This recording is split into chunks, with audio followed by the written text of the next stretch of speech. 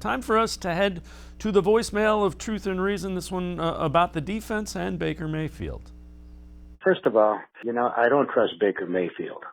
Although Sunday, it wasn't all his fault, but he had some really errant throws. And you just can't have that on a really a quality quarterback. You just can't. A miss once in a while is, everybody does that. But this guy he's just too continuous as far as his misses. And as far as paying him the $40-some million, if they do, they're insane. My second comment is the defense, Joe Woods' defense. How many weeks in a row do you have to give up a touchdown in the fourth quarter when you're holding the lead? And so many of the Cleveland commentators are saying, well, if you hold them to 15 points, you should win.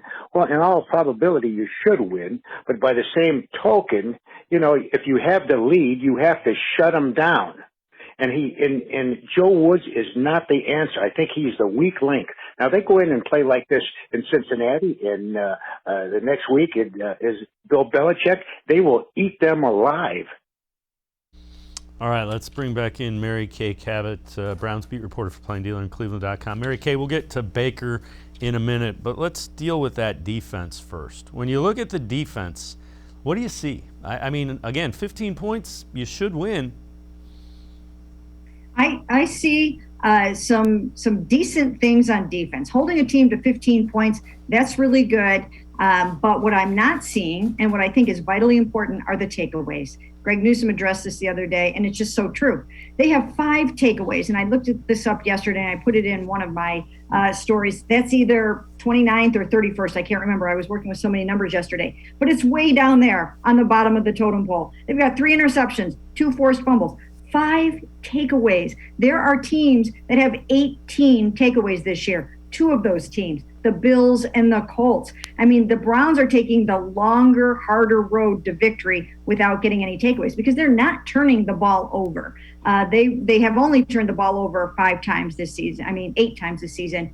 That's not that much really. But to only get 5 takeaways, that's just not going to cut it. And I put some of that onto Myles Garrett, and I think he knows it. He tweeted, I think it was yesterday, that being great is not enough and he has to take his game up to another level. And I'm going to have to agree with him on that, because in order to be great, in order to be the game changer, in order to be the NFL Defensive Player of the Year, you have to be a major reason why the Browns win the football game, which he was that early on last season. If you recall, there were 4 or 5 games early on in the season where he was getting the game-changing strip sack or sack fumble, whatever you want to call it.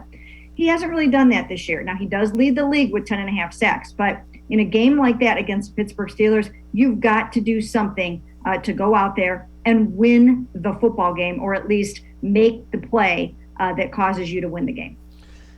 When we looked at this defense, you saw the pieces and you thought, boy, that this could be dominant. Is there the potential for this defense to still be dominant? Do you still see how that can happen, or is it just, are the pieces not fitting together the way they need to? Well, I think they are. Once again, the Browns need to get healthy and start peaking at the right time, really on both sides of the ball.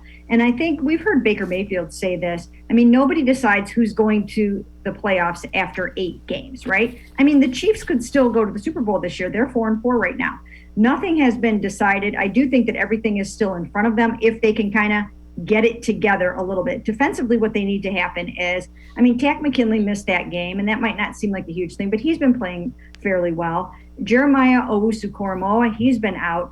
Now you've got John Johnson out for a while. Denzel Ward was out that game. So once again, if all these pieces and parts start coming back together at the right time, and they're all together through December in that final stretch, then they can still get it together and play some dominant defensive football.